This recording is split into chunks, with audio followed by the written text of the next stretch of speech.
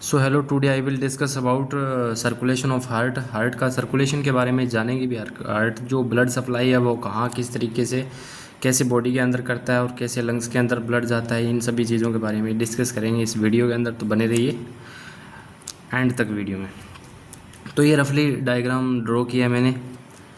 तो हार्ट के अंदर आपको पता ही होगा अभी 4 चैम्बर होते हैं। कौन कौन से होते हैं?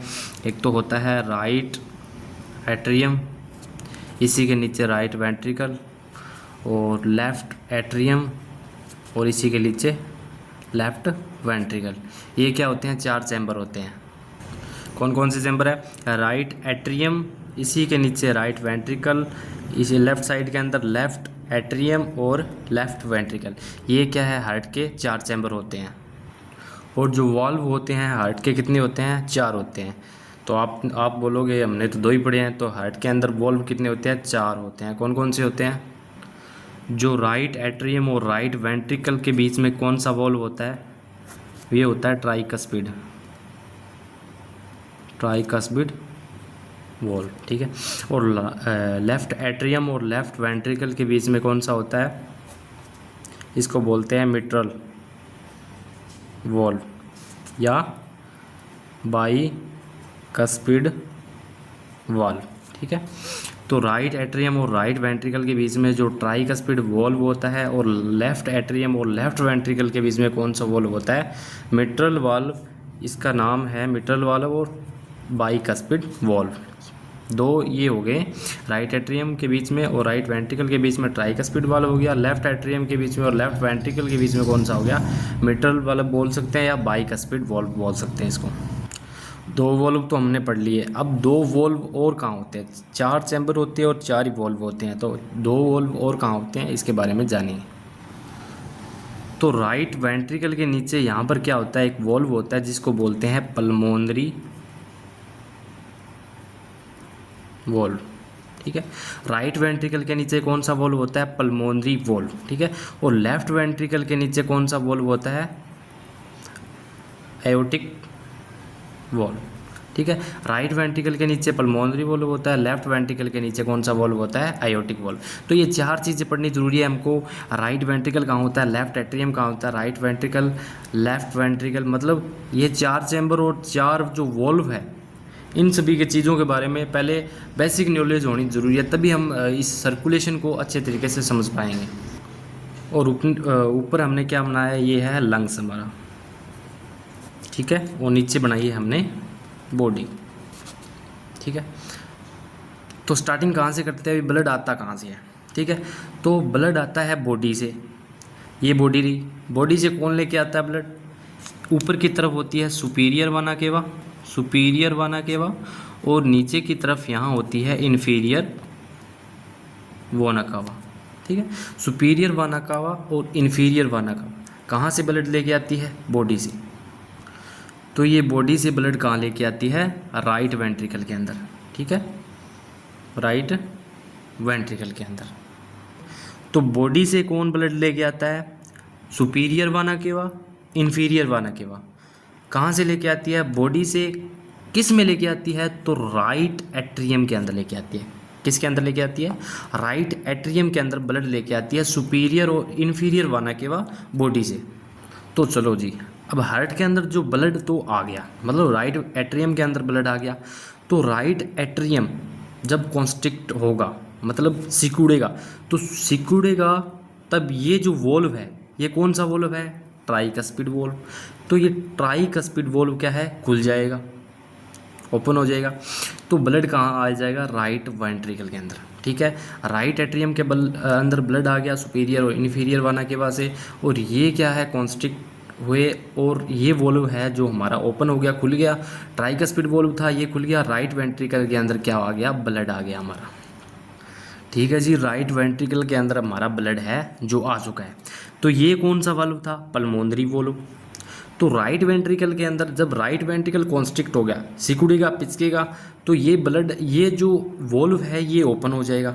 ये कौन सा वॉल्व है? Pulmonary valve. तो पल्मोनरी वॉल्व से सीधा एक आर्टरी निकलती है यहाँ से, वो किसके अंदर जाती है? लंग्स के अंदर। किसके अंदर जाएगी? ये जो पल्मोनरी वॉल्व बनाया था इसके आगे कौन सी आर्टरी है? ये मान लीजिए कौन सी आर्टरी है? Pulmonary artery. ठीक है, ये कौन सी आर्टरी है? पल्मोनरी आर्टरी, जो राइट वेंट्रिकल से कहाँ है ब्लड लेके जा रही है लंग्स के अंदर। पल्मोनरी वाल्व खुला और राइट वेंट्रिकल से ब्लड कहाँ गया? सीधा लंग्स के अंदर। तो ये ब्लड किसके अंदर आ गया? लंग्स के अंदर। तो लंग्स के अंदर ब्लड आने के बाद ये जो ब्लड आया है ये क्या हो जाएगा? ऑक्सीजनेटेड। ऑक्सीजनेटेड ब्लड हो जाएगा लंग्स के अंदर, क्योंकि ऑक्सीजन हम लेते हैं इन्वायरमेंट से, वो कहाँ है? लंग्स के अंदर जाती है, तो ब्लड के अंदर मिलकर क्या है? ब्लड हो गया ऑक्सीजनेटेड।